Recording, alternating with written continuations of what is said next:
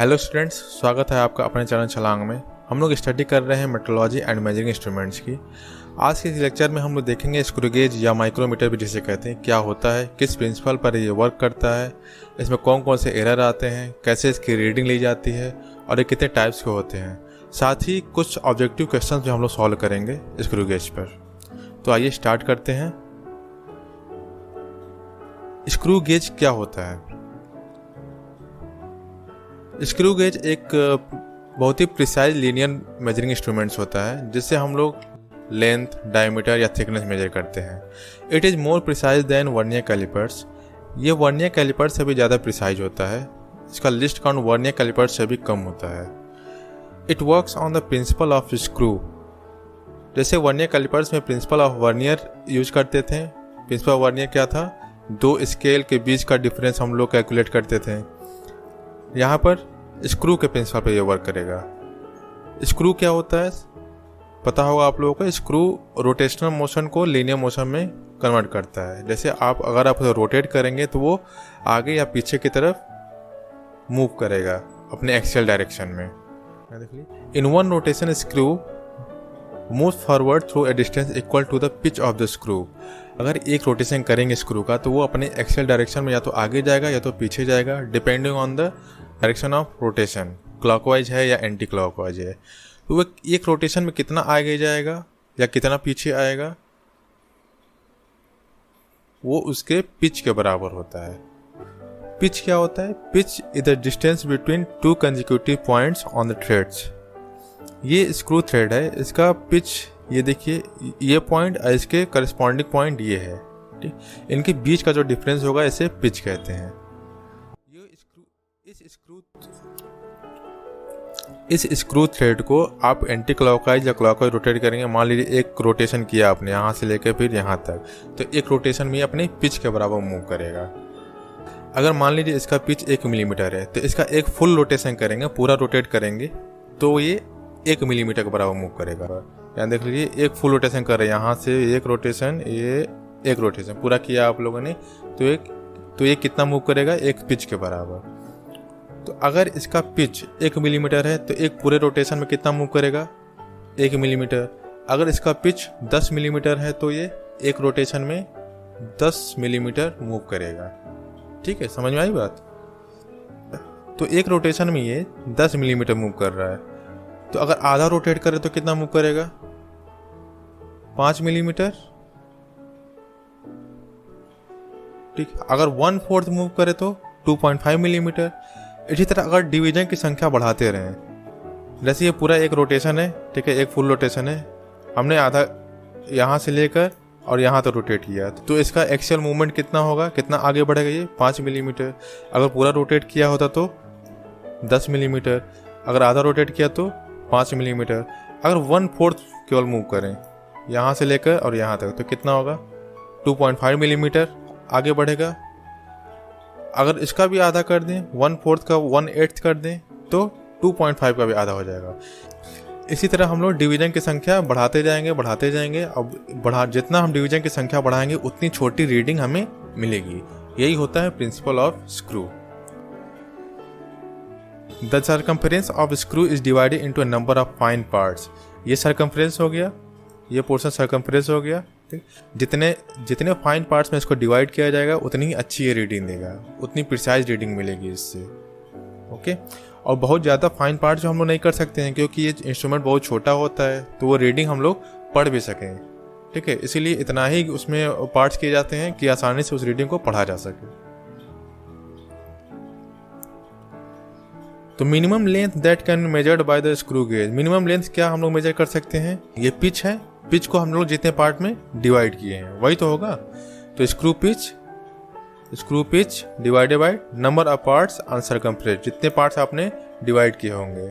जैसे अगर पिच इसका 10 मिलीमीटर है, आपने 2 पार्ट में बस डिवाइड किया सर्कमफ्रेंस को, तो बस 2 पार्ट में डिवाइड किया तो आपको मिनिमम रीडिंग कितनी मिलेगी? 5 मिलीमीटर की। अगर 10 पार्ट में डिवाइड किया तो मिनिमम रीडिंग कितनी मिलेगी? 1 मिलीमीटर की। अगर 100 पार्ट्स में डिवाइड कर दिया तो मिनिमम रीडिंग कितनी मिलेगी? 0.1 मिलीमीटर की।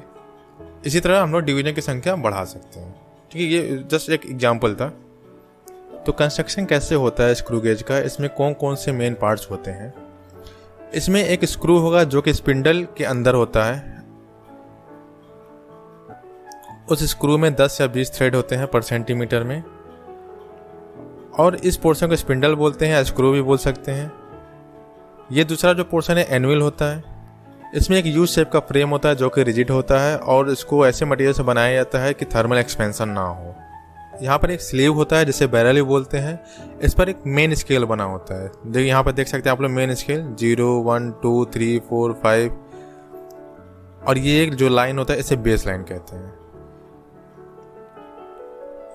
ये जो पोर्शन होता है इसे थिम्बल बोलते हैं। ये एक हॉलो सिलेंडर होता है। इस पर सर्कुलर स्केल बना होता है। ठीक है, ये सर्कुलर स्केल जैसे यहाँ पे देख सकते हैं कितने डिवीजन है, 80 तक दिख रहा है। ये 100 डिवीजन बने होंगे इसमें।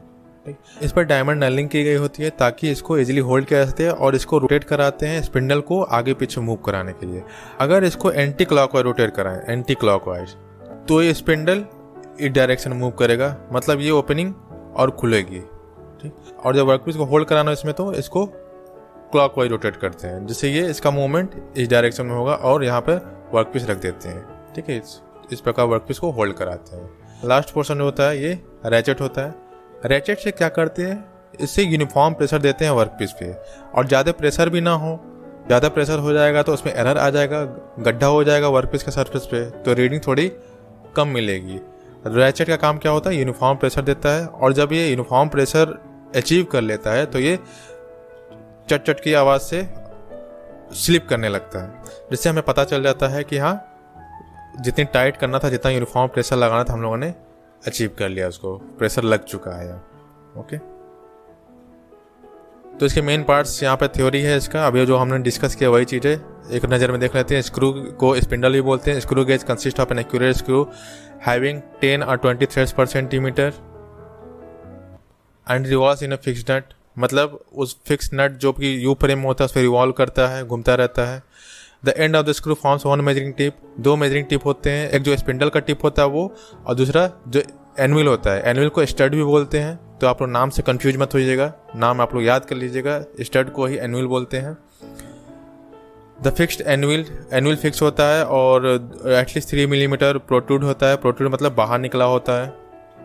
फ्रेम स्टील या कास्ट आयरन का बना होता है और यू शेप का बना होता है ताकि मेजरमेंट इजीली लिया जा सके। स्लीव या बैरल एक ही चीज़ होता है, ये स्टेशनरी कंपोनेंट होता है, ये मूव नहीं करता है। इस पर मेन स्केल बना होता है। मेन स्केल को पिच स्केल भी बोलते हैं। इसका ग्रेजुएशन 0.5 मिलीमीटर में होता है जनरली। थिम्बल क्या होता है, इसको रोटेट करके स्पिंडल को मूव कराते हैं। इस पर 25, 50 या 100 डिवीजन बने हो सकते हैं। जो सरकमफ्रेंस होता है उसको 25 पार्ट में डिवाइड कर सकते हैं, 50 पार्ट में डिवाइड कर सकते हैं, या फिर 100 पार्ट में डिवाइड कर सकते हैं, डिपेंडिंग ऑन द एक्यूरेसी, कितनी एक्यूरेसी चाहिए। रैचेट क्या होता है, रैचेट थिम्बल के एंड में लगा होता है जो कि वर्कपीस पर सफिशिएंट और यूनिफॉर्म प्रेशर लगाता है और एक्सेसिव प्रेशर होने से बचाता है। ओके, लॉक नट क्या होता है, it is provided for locking a dimension by preventing motion of the spindle. जब भी कोई हम लोग डायमेंशन मेजर कर लेते हैं तो उसको लॉक कर लिया जाता है ताकि ये मूव ना हो, जैसे वर्नियर कैलिपर्स में हम लोग करते थे। इसका स्क्रीनशॉट ले सकते हैं आप लोग थ्योरी के लिए। तो माइक्रोमीटर का यूज कैसे किया जाता है, एक एनिमेशन के थ्रू मैं आप लोगों को दिखाना चाहता हूँ ताकि आप लोगों को और अच्छे से क्लियर हो जाए। ये देखिए, ये एनुअल है, ये यू फ्रेम है, ये स्पिंडल है, यहाँ मेन स्केल है, ये लॉक नट है, ये थिम्बल है जिसपे ग्रेजुएशंस बने हैं, 50 ग्रेजुएशन बने हैं, ये रैचेट है, और ये एक वर्कपीस है जिसकी थिकनेस मेजर करनी है। तो हम लोग क्या करेंगे, थिम्बल को एंटी क्लॉकवाइज डायरेक्शन में रोटेट करेंगे। किस डायरेक्शन में, एंटी क्लॉकवाइज। जब एंटी क्लॉकवाइज रोटेट करेंगे तो ये क्या होगा, देखिए एंटी क्लॉकवाइज रोटेट कर रहे हैं तो ये ओपन हो रहा है। ठीक है, देखिए एंटी क्लॉकवाइज रोटेट हो रहा है तो ये ओपन हो रहा है। ओपन क्यों करेंगे, ताकि इस ऑब्जेक्ट को इसके अंदर हम लोग प्लेस कर सकें मेजरमेंट लेने के लिए।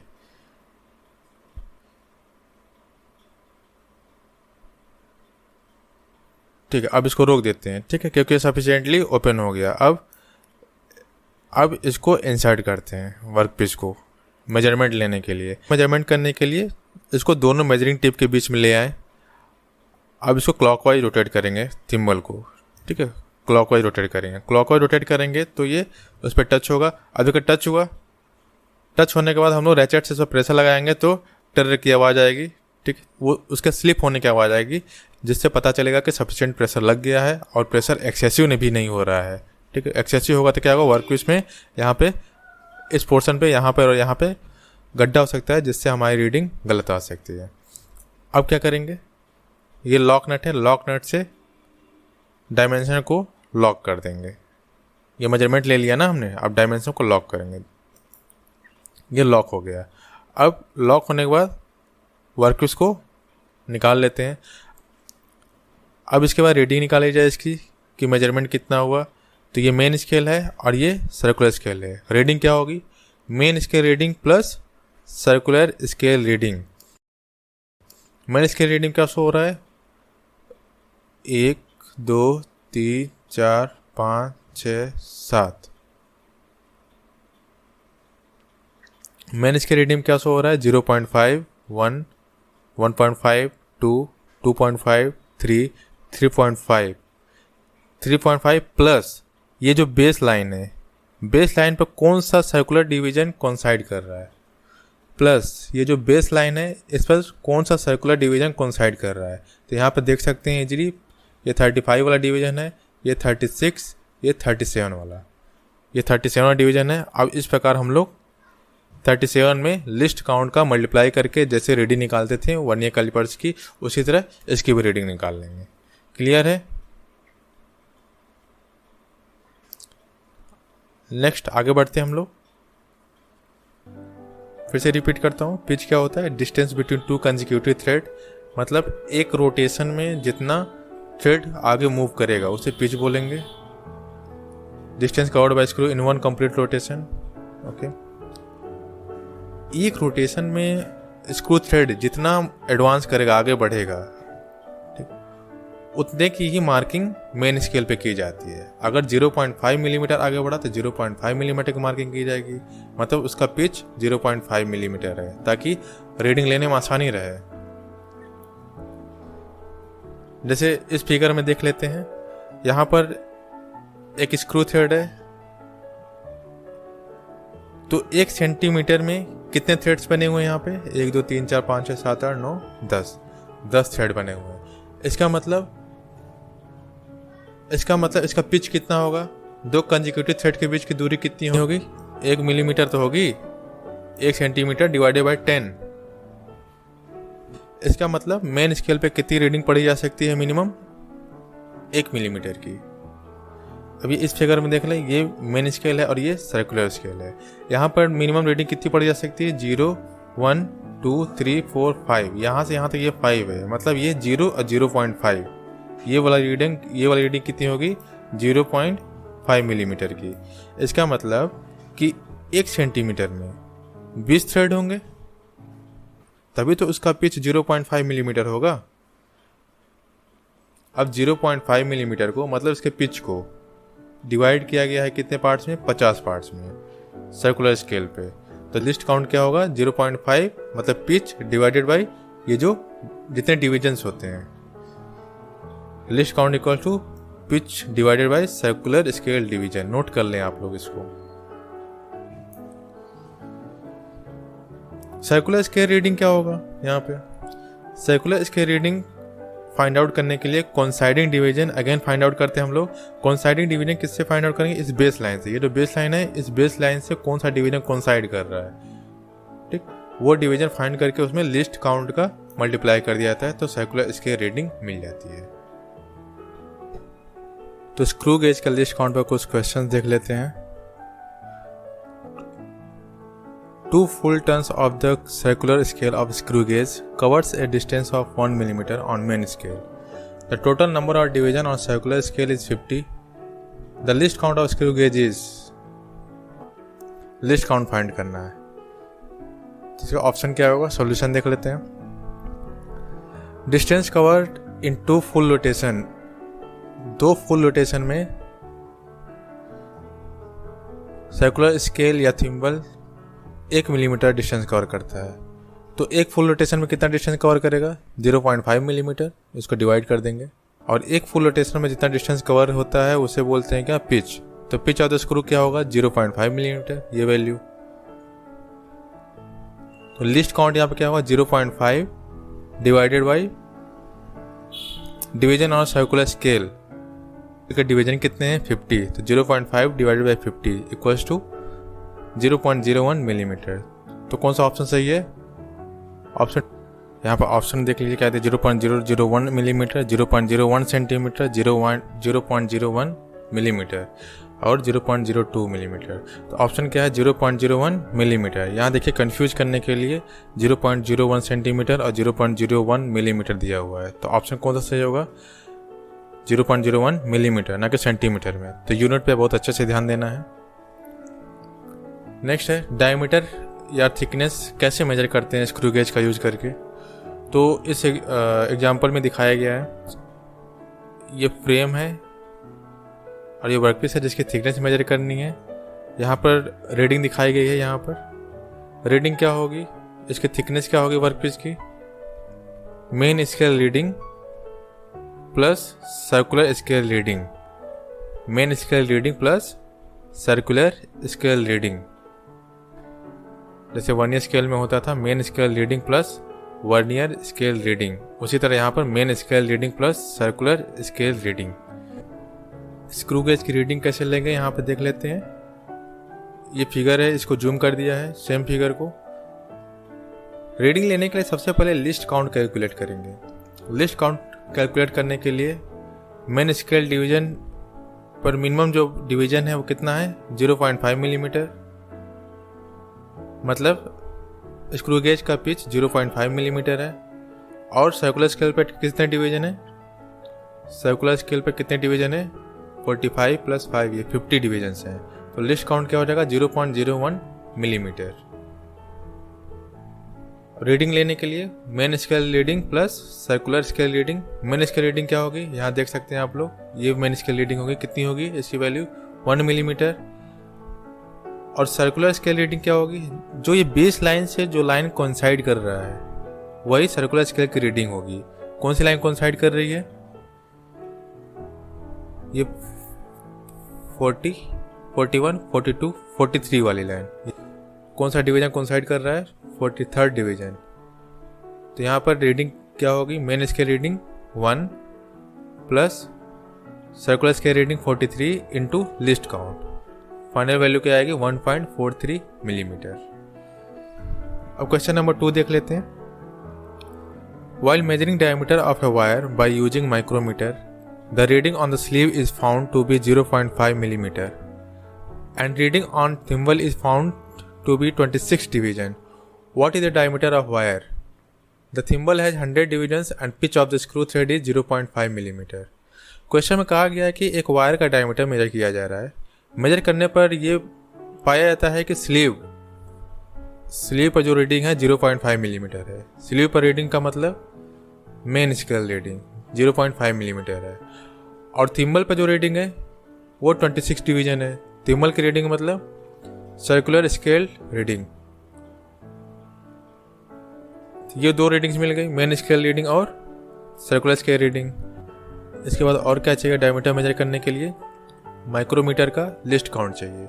लिस्ट काउंट के लिए यहाँ पर दिया हुआ है 100 डिवीजन्स और pitch of the screw 0.5 millimetre. Solution देख लेते हैं इसका कैसे करेंगे। Reading main scale reading plus circular scale reading. Main scale reading क्या है? जो रीडिंग स्लीव पर थी वही तो मेन स्केल रीडिंग होगी 0.5 millimetre, plus circular scale reading क्या होगा? 26 division. 26 into list count. List count क्या होगी? लिस्ट काउंट कैलकुलेट करने के लिए इस लाइन का यूज करेंगे हम लोग। ये इंफॉर्मेशन जो दी गई है इसका यूज करेंगे। इसमें क्या list count? Pitch divided by circular scale division. Pitch कितना है? 0.5 और सर्कुलर स्केल डिवीजन कितना है? 100। लिस्ट काउंट कितना हो जाएगा? 0.005 मिलीमीटर। अब कैलकुलेट कर देते हैं रीडिंग को। 0.5 प्लस 26 इंटू 0.005, फाइनल वैल्यू होगी 0.63 मिलीमीटर। तो यहाँ पर option 4 is correct answer. Next देखते हैं एरर्स इन माइक्रोमीटर। माइक्रोमीटर में 2 टाइप्स के एरर होते हैं, जीरो एरर और बैकलॉस एरर। जीरो एरर क्या होता है? When zero mark on circular scale does not coincide with baseline in close position. जब कोई रीडिंग नहीं ली जाती है और स्पिंडल और एन्विल आपस में टच होते हैं, मतलब क्लोज पोजीशन होता है, उस समय सर्कुलर स्केल का जीरो मार्क्स मेन स्केल के बेस लाइन से कोइंसाइड करना चाहिए। अगर ऐसा नहीं होता है तो वहाँ पे जीरो एरर होता है।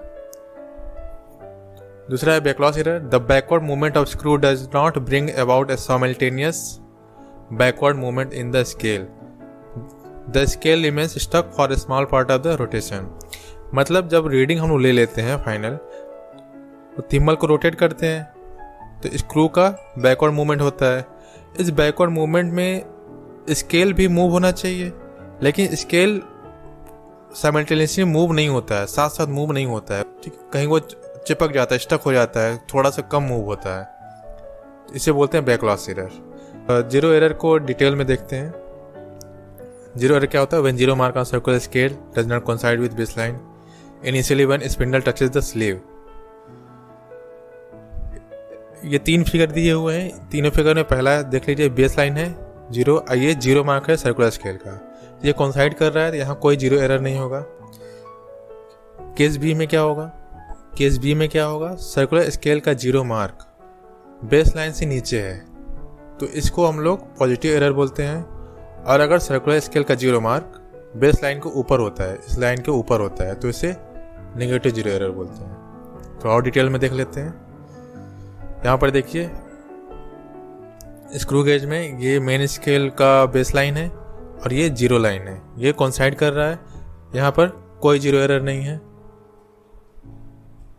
पॉजिटिव जीरो एरर कब होता है? When zero of circular scale is below the base line. यहाँ पर देखिए, सर्कुलर स्केल का जीरो लाइन, ये वाला जीरो लाइन बेस लाइन से नीचे है, तो यहाँ पर पॉजिटिव एरर होगा। पॉजिटिव एरर कैलकुलेट कैसे करेंगे? यहाँ पर जीरो, ये जीरो मार्क है, ये वाला जीरो प्लस कौन सा डिवीजन कोइंसाइड कर रहा है बेस लाइन से, देख लेते हैं। 1 2 3 4 5 और छठा डिवीजन, ये छठा वाला डिवीजन कोइंसाइड कर रहा है।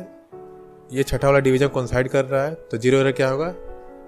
Main scale reading zero plus vernier scale reading. Vernier scale reading क्या हो गई? 6 डिवीजन इंटू 0.01 लिस्ट काउंट, तो जीरो एरर क्या होगा यहाँ पे? Plus 0.06 millimetre. ओके, तो अगर किसी इंस्ट्रूमेंट में पॉजिटिव जीरो एरर है, तो वहाँ पर मेजरमेंट को कैसे हम लोग करेक्ट करेंगे, इसका एग्जांपल देख लेते हैं। Measurement with positive zero error. इस फिगर में किसी वर्कपीस की थिकनेस मेजर किया जा रहा है और इस माइक्रोमीटर में पॉजिटिव जीरो एरर था। कितना था? 0.06 मिलीमीटर। इसकी रीडिंग कैसे लेंगे? यहाँ पर रीडिंग लेने के लिए मेन स्केल रीडिंग कितना होगा? 1 millimetre plus vernier scale reading कितना होगा? 0.49 मिलीमीटर। 0.49 कैसे आया? 49th division into list count. 49th division into list count कितना? लिस्ट काउंट कितना है? 0.01, तो ये 0.49 रीडिंग आ गई इसकी। फाइनल रीडिंग के लिए main scale reading plus vernier scale reading minus zero error. जैसे वर्नियर कैलिपर्स में हमेशा एरर को माइनस किया जाता था, उसी तरह यहाँ भी एरर को माइनस किया जाएगा। फाइनल वैल्यू क्या आ जाएगी? 1.43 मिलीमीटर। क्लियर? नेक्स्ट देखते हैं negative zero error. Negative zero error क्या होता है? When zero of circular scale is above the base line. इस फिगर में देखिए, सर्कुलर स्केल का जीरो ये मेन स्केल के बेस लाइन से ऊपर है, इसे नेगेटिव जीरो एरर बोलेंगे। तो यहाँ पे जीरो एरर कैसे कैलकुलेट करेंगे? मेन स्केल रीडिंग हम लोग इमेजिन कर लेते हैं कि जीरो का पहले एक डिवीजन है जिसकी वैल्यू क्या है? -0.5 मिलीमीटर। ये मेन स्केल रीडिंग हो गई plus vernier scale reading. Vernier scale reading क्या होगी? देखिए कहाँ कोइंसाइड कर रहा है बेस लाइन? 46 डिवीजन पे। तो सर्कुलर स्केल रीडिंग क्या होगी? 1.46 मिलीमीटर। जीरो एरर कैलकुलेट करने के लिए क्या करेंगे, main scale reading plus vernier scale reading. Main scale reading क्या है, -0.50 प्लस वर्नियर स्केल रीडिंग 0.46। तो ये ऑटोमेटिकली आपको नेगेटिव में वैल्यू देगा। यहाँ पर जीरो एरर कितना है, -0.04 मिलीमीटर। तो जीरो एरर के साथ किसी वर्कपीस की थिकनेस या डायमीटर मेजर करना हो तो कैसे करेंगे, इसको देख लेते हैं।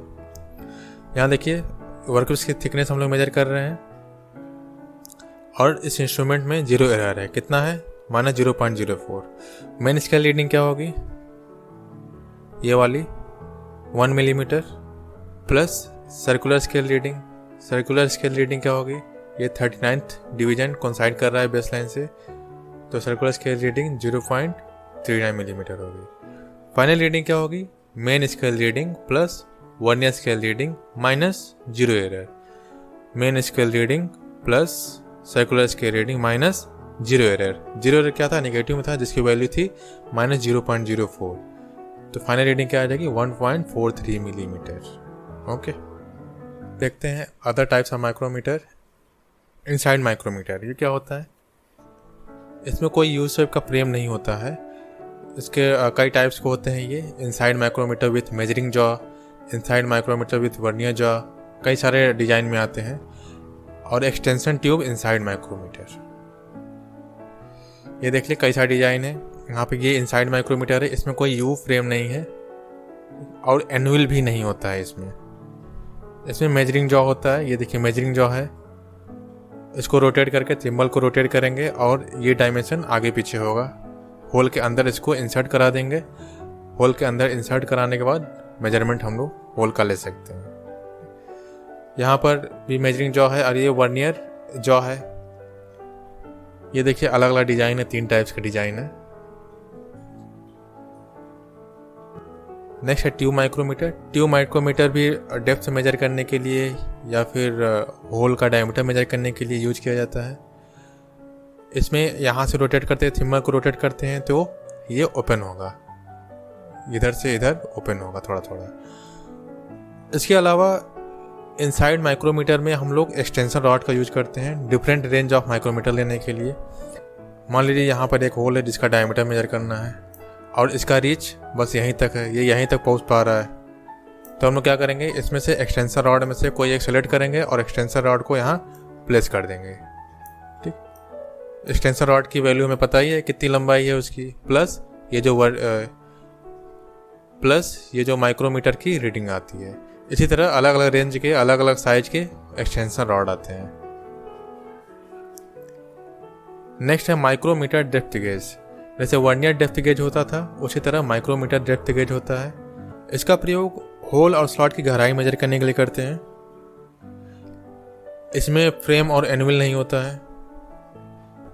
इसके मेन पार्ट है थिम्बल, ये पोर्शन थिम्बल हो गया, रैचेट तो होता ही है, प्लस स्लीव जिसपे मेन स्केल बना होता है, बेस, ये बेस होता है, और स्पिंडल, यहाँ पे स्पिंडल होता है। थिम्बल को रोटेट करके स्पिंडल को ऊपर नीचे किया जा सकता है और जिस होल की गहराई नापनी होती है उसके ऊपर बेस को, इस बेस को टिका देते हैं और थिम्बल को रोटेट करते हैं तो ये ऊपर नीचे होगा, जिससे मेजरमेंट लिया जा सकता है।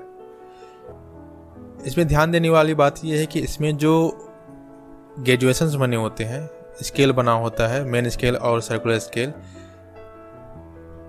ये रिवर्स डायरेक्शन में होते हैं। जैसे देख लीजिए आप लोगों ने अभी जो माइक्रोमीटर देखा था वहाँ ये 0 से स्टार्ट है, 0, 5, 10, 15, लेकिन यहाँ पे 25, 20, 15, 10, 5 रिवर्स डायरेक्शन चल रहा है। और यहाँ भी 0 के बाद 5 इधर आता था, 10 इधर आता था, लेकिन ये 0 के बाद 45 इधर आ रहा है, 40 इधर आ रहा है। तो यहाँ पर आउटसाइड माइक्रोमीटर से रिवर्स डायरेक्शन में ग्रेजुएशन बने होते हैं। नेक्स्ट है screw thread micrometer. Screw thread micrometer भी आउटसाइड माइक्रोमीटर की तरह ही होता है, बस इसमें क्या होता है, स्क्रू थ्रेड की पिच मेजर करते हैं हम लोग, इफेक्टिव डायमीटर मेजर करते हैं स्क्रू थ्रेड की। इसके लिए 2 स्पेशल अटैचमेंट होते हैं, एनुअल और स्पिंडल। ये देखिए एनुअल और स्पिंडल, इनको ऐसे डिजाइन किया जाता है कि ये थ्रेड पर इजीली प्लेस हो सके, ताकि पिच सर्किल को इजीली मेजर किया जा सकता है। ये अलग अलग साइजेज में आते हैं, अलग अलग पिच सर्किल डायमीटर मेजर करने के लिए अलग अलग सेट में आते हैं ये। नेक्स्ट है वर्नियर माइक्रोमीटर। अभी तक आप लोगों ने देखा वर्नियर कैलिपर्स जहाँ पर लिस्ट काउंट होता था 0.1 मिलीमीटर या 0.05 मिलीमीटर। उसके बाद से और एक्यूरेट मेजरमेंट करने के लिए माइक्रोमीटर का यूज किया, प्रिंसिपल ऑफ स्क्रू का यूज किया गया। वहाँ पर लिस्ट काउंट क्या होता था 0.01 मिलीमीटर या 0.005 मिलीमीटर। अब अगर वर्नियर प्रिंसिपल और प्रिंसिपल ऑफ स्क्रू दोनों को ऐड करके कोई इंस्ट्रूमेंट बनाया जाए तो हम लोग उससे भी ज़्यादा एक्यूरेट मेजरमेंट ले सकते हैं। इस इंस्ट्रूमेंट को बोलते हैं vernier micrometer. It is more accurate than micrometer, micrometer से भी ज़्यादा एक्यूरेट होता है। It has vernier scale on the sleeve in addition to the regular graduations. जैसे माइक्रोमीटर में क्या होता था, स्लीव के ऊपर मेन स्केल बना होता था। मेन स्केल के साथ साथ अगर वर्नियर डिवीजन से बना दे, वर्नियर स्केल भी बना दे वहाँ पे, तो दोनों प्रिंसिपल यूज कर सकते हैं हम लोग। तो इस प्रकार यहाँ पर दोनों प्रिंसिपल यूज करके जो हम लोग लिस्ट काउंट ऑब्टेन करेंगे, लिस्ट काउंट जो मिलेगी इंस्ट्रूमेंट की वो 0.001 मिलीमीटर होगी। देख लेते हैं कैसे। ये देख लीजिए, ये थिम्बल था जिस पर सर्कुलर स्केल बना हुआ था और ये स्लीव है। स्लीव पर ये मेन स्केल है और ये बेस लाइन है। मेन स्केल तो बना ही हुआ है, मेन स्केल के साथ साथ ये वर्नियर स्केल बना हुआ। ठीक, तो मेन स्केल का डिवीजन कितना है 0.5 मिलीमीटर। उसके बाद से सर्कुलर स्केल का डिवीजन कितना है 0.01 मिलीमीटर और वर्नियर स्केल का डिवीजन कितना है 0.001 मिलीमीटर। कैसे हुआ ये 0.5, एक डिवीजन 0.5 हुआ। 0.5 को हमने 50 से डिवाइड किया तो यहाँ पर एक डिवीजन की वैल्यू आई 0.01 मिलीमीटर और इस एक डिवीजन को अगेन डिवाइड किया 10 में। यहाँ देखिए 10 डिवीजन्स हैं, 10 में डिवाइड करेंगे तो कितना आएगा 0.001 मिलीमीटर। तो यहाँ पर लिस्ट काउंट क्या होगा 0.5 main scale divided by 50 circular scale का division again divided by 10 vernier scale का डिवीजन। तो लिस्ट काउंट क्या होगा यहाँ पे 0.5 डिवाइडेड बाई 50 इंटू 10, इसकी वैल्यू आएगी 0.001 मिलीमीटर। रीडिंग कैसे लेंगे? रीडिंग लेने के लिए इस फिगर में देख लीजिए आप लोग, जैसे 0, 1, 2, 3, 4, 5 और ये 0.5। मेन स्केल की रीडिंग कितनी है 5.5। सर्कुलर स्केल की रीडिंग कितनी है, कौन सा डिवीजन कोइंसाइड कर रहा है बेस लाइन से 25, 26, 27, 28 वाला। 28 इंटू इसका लिस्ट काउंट कितना है 0.01, तो 0.28 मिलीमीटर प्लस। अब यहाँ पर देखिए कुछ गैप है, यहाँ पर देखिए कुछ गैप है इस डिवीजन में 28 वाले डिवीजन में और बेस लाइन में। इस गैप को मेजर करना था। अगर ये स्केल हमारे पास ना होता वर्नियर स्केल तो इस गैप को मेजर नहीं कर पाते। तो इस गैप को मेजर करने के लिए कितना है एक्स्ट्रा, इससे हम लोग यहाँ पर कोइंसाइडिंग लाइन फाइंड करेंगे। वर्नियर स्केल का कौन सा लाइन कोइंसाइड कर रहा है इस सर्कुलर स्केल के किसी डिवीजन से। देख लीजिए यहाँ पे ये 1, 2 और 3 वाला लाइन, तो 3 इंटू 0.001 फाइनल वैल्यू आ जाएगी 5.783। तो ये रहा माइक्रोमीटर से रिलेटेड कॉन्सेप्ट्स। अब कुछ ऑब्जेक्टिव क्वेश्चंस देख लेते हैं। Question number 3, what is the least count of a micrometer? 0.01 millimetre, 0.02 millimetre, 0.1 millimetre, 0.2 millimetre. 0.1 millimetre और 0.2 मिलीमीटर ये तो वर्नियर स्केल का होता है। 0.02 मिलीमीटर ये भी वर्नियर स्केल का होता है। लिस्ट काउंट ऑफ माइक्रोमीटर क्या होगा 0.01 millimetre. Generally least count of micrometer 0.01 millimetre होता है। नेक्स्ट है question number 4, what is the use of ratchet stop in micrometer? Micrometer में रैचेट स्टॉप का क्या यूज है? Prevent motion of spindle, spindle के मोशन को प्रिवेंट करता है, रोकता है। Maintain uniform pressure, uniform measuring pressure को मेंटेन करता है। प्रोवाइड मेजरिंग सरफेस प्रोवाइड करता है या मेजरिंग टिप करता है, फॉर्म्स मेजरिंग टिप। तो इन चारों ऑप्शन में कौन सही होगा? प्रोवाइड मेजरिंग सरफेस और फॉर्म्स मेजरिंग टेप। ये तो एनविल और स्पिंडल का काम है। स्पिंडल के मोशन को तो लॉकिंग नट रोकता है। तो आंसर क्या होगा? Maintain uniform measuring pressure. Answer is B. Question number 5, the pitch diameter of external screw thread is checked by. External screw thread है कोई, तो उसका पिच डायमीटर, जिसे इफेक्टिव डायमीटर भी बोलते हैं, वो कैसे चेक किया जाता है? ऑप्शन है thread ring gauge, screw pitch gauge, vernier callipers और screw thread micrometer. Thread ring gauge thread के प्रोफाइल मेजर करने काम आता है। स्क्रू पिच गेज ये स्क्रू का पिच मेजर करने काम आता है।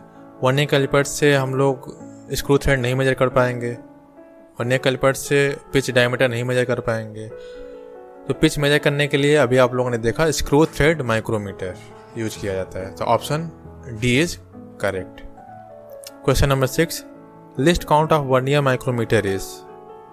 वर्नियर माइक्रोमीटर अभी आप लोगों ने देखा, इसका लिस्ट काउंट क्या होता है? 0.1 मिलीमीटर, 0.01 मिलीमीटर, 0.001 मिलीमीटर और 0.001 सेंटीमीटर। 0.1 मिलीमीटर तो वर्नियर का होता है, वर्नियर कैलिपर्स का। 0.01 स्क्रू गेज का होता है। 0.001 mm और 0.001 सेंटीमीटर। इन दोनों में थोड़ा कन्फ्यूजन हो सकता है। कन्फ्यूजन क्यों होगा? यूनिट के लेके। यहाँ पर सेंटीमीटर में है और यहाँ पे मिलीमीटर है। तो आंसर क्या होगा? ये मिलीमीटर वाला होगा, ना कि सेंटीमीटर में। ये क्वेश्चन में जनरली कंफ्यूज करने के लिए दिया होता है, तो आप लोग कंफ्यूज मत होइए यूनिट से। आंसर होगा C. Question number 7, millimetre scale in a micrometer is marked on. Micrometer में जो मिलीमीटर स्केल होता है, माइक्रोमीटर के किस पार्ट पे मार्क किया जाता है? बैरल पे, थिम्बल पे या स्पिंडल पे या एनविल पे? बहुत आसान है, स्पिंडल पे, जो मेन स्केल होता है। Next question number 8, circular scale of the micrometer is marked on. Circular scale micrometer पे किस पार्ट पे मार्क होता है? ये भी आसान है। सर्कुलर स्केल माइक्रोमीटर के किस पार्ट पे मार्क्ड होता है? थिम्बल पर। Answer is D. नेक्स्ट है question number 9, in which of the following micrometer the graduations on the thimble and sleeve are in reverse direction to that of outside micrometer. 4 option दिए हुए हैं। Question ये कह रहा है कि इन चारों ऑप्शंस में, चारों टाइप के माइक्रोमीटर में कौन सा माइक्रोमीटर होता है जिसके थिम्बल और स्लीव पे जो ग्रेजुएशंस बने होते हैं वो रिवर्स डायरेक्शन में होते हैं? अभी बताया था हमने। कौन से होंगे? Depth micrometer, B. Answer is B. Question number 10, a depth micrometer can be used to measure wide range of sizes because micrometer का यूज डिफरेंट साइज मेजर करने के लिए किया जा सकता है। यह किसकी वजह से पॉसिबल हो पाता है? It is, option A is, it is equipped with A number of extension rod. It has a lengthy spindle, spindle की लंबाई ज़्यादा होती है। It has a lengthy sleeve, sleeve की लंबाई ज़्यादा होती है। या it has an adjustable base, base adjustable होता है। तो ऑप्शन ए होगा। एक्सटेंशन रॉड बताया था मैंने कि एक्सटेंशन रॉड का यूज करते हैं जहाँ पर डिफरेंट डायमेंशंस हमें लेने होते हैं इनसाइड माइक्रोमीटर में या डेप्थ माइक्रोमीटर में। एक्सटेंशन रॉड कई साइजेज में आते हैं। तो आंसर ए इज करेक्ट। तो आज के लिए बस इतना ही। होप कि माइक्रोमीटर या स्क्रू गेज से रिलेटेड सारे कॉन्सेप्ट्स क्लियर हो गए होंगे। अगर आपको कोई क्वेरी या सजेशंस हो तो कमेंट बॉक्स में लिखना ना भूलें और इस वीडियो को ज़्यादा से ज़्यादा लोगों तक शेयर करें। मिलते हैं अपने नेक्स्ट वीडियो में, तब तक के लिए बाय।